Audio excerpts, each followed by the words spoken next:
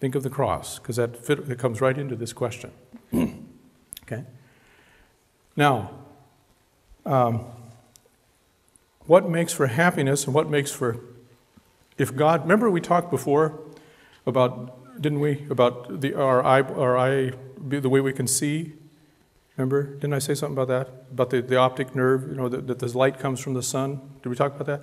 The light comes from the sun, hits an object here, hits your eye, through this one nerve, it goes to your brain and you can see.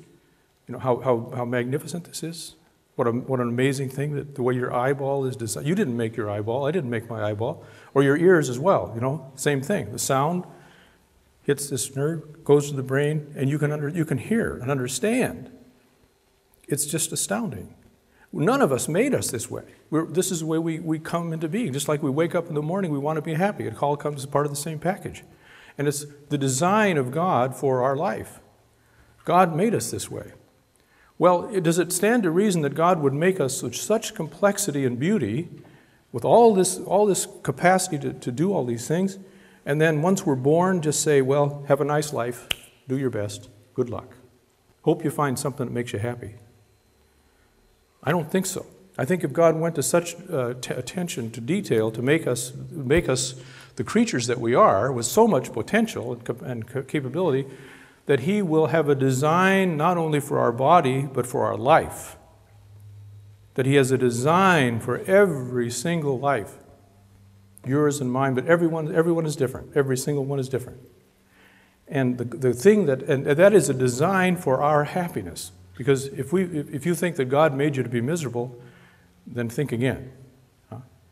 If you're a Christian and you think that He sent Jesus to die for us, to save us, then He's interested in us being happy. He wants us to be happy. He wants us to live with Him. So He has a way for us to get there.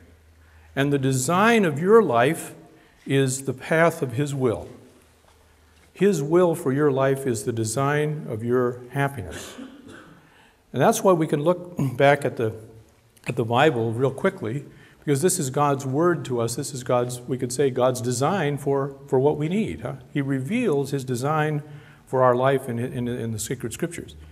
Now there's a real simple pattern of the Old Testament, of the scriptures of the Jews, and it's this way. I don't think, maybe I mentioned this before in a different context, but bears repeating.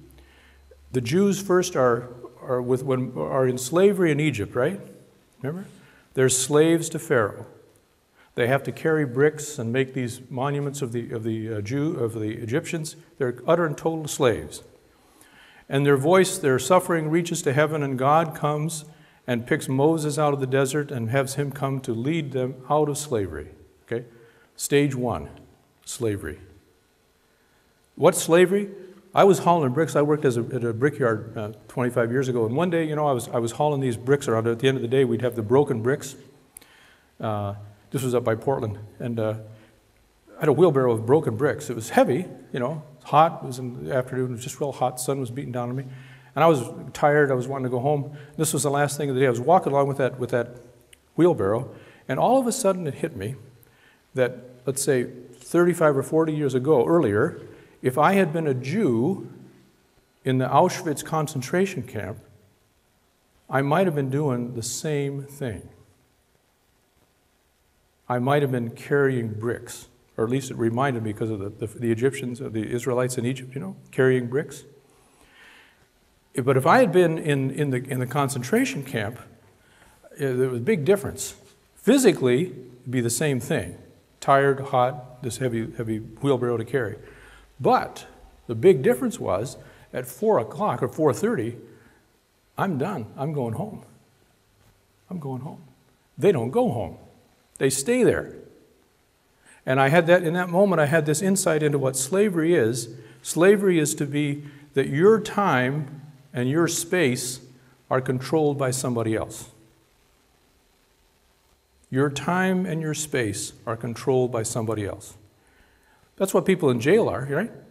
These people just down the block, people in jail, they got their cell, and there's certain times they can go eat, and then they're back in their cell, right? That's what we call, you lose your freedom when you go to jail, right? So this is what slavery is. is to lose your own time and lose your own space and to be subject to somebody else. Well, God sees that with the Israelites, and he comes and leads them out of slavery under Moses. He leads them, first of all, into the desert, and they wander around for 40 years in the desert, and the first thing they say once they get through the Red Sea and the Egyptians are all wiped out behind them, so they're really out of slavery, the first thing they say, you can read it in the Bible, "Why did you bring us out here in the desert? There's no water. The food is lousy. It was so much better back in Egypt. It was so much better." They start thinking, man, I had 4 squares a day, 3 square meals a day, a place to rest and all this. Out here in the desert, it was so much better back in Egypt. That tells me something. That God is telling us something about ourselves, and he's saying that there's something in us that wants to be a slave. There's something in us that wants to be a slave. This is very important to know about yourself. That's for later. But there they are in the middle of the desert, and God tells them to keep going because he's got a place for them to go, the promised land. The promised land, promised to Abraham long before and to his descendants. So they send scouts ahead up to the promised land. And the scouts come back and they say, boy, this land is flowing with milk and honey. It's wonderful. It's everything we hoped for. The trouble is, the people that live there are giants. They're giants. And next to them, we're just like little ants. There's no way we could ever take over. There's no way we could go in there. They'll crush us. We're too small. This tells me something very, very important about us. That is, there's something in us that's afraid of freedom, afraid to be free. Really deep-seated. We're afraid to go into freedom. So we have these 2 poles. Then we have the slavery and the promised land of freedom. And in the middle, what happens?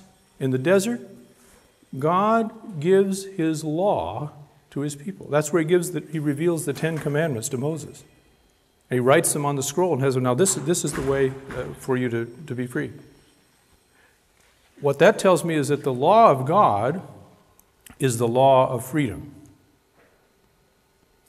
So think about it. If you I was at Mount Sinai in 20 years ago now, I guess. We were there for sunrise. Walked up at 3 in the morning. We had to start walking. You get there at sunrise at about 5.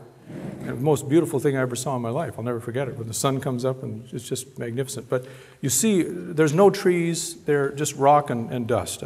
Just dead desert. And so there's certain oases, certain places where you can get water, and they've been there for 10,000 years. There's not going to change. So if you go out in that desert and you want to get to water, you want to get through that desert, you've got to go to certain places to get water. And if you don't, well, good luck. Because you're not going to find water and you'll die. So you've got to follow the map, from oasis to oasis to get through this desert. And that's what struck me up on Mount Sinai. Looking down, those are the same territory then, thousands of years ago, as today.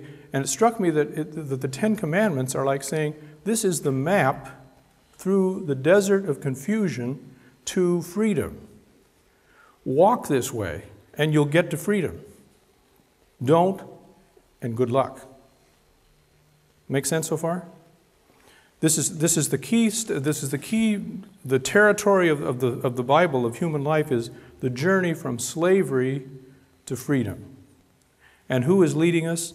God is leading us, because he has a design for our freedom. And so he gives us the law of freedom to get us out of slavery. Think of that for a second. What are the 10 Commandments? The first of the 3 of the 10 Commandments have to do with our relation to God. I am the Lord thy God. Thou shalt not have strange gods before me.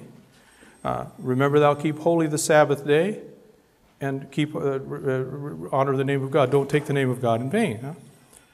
Well, let's just take one of those. I am the Lord thy God. You shall not have strange gods before me.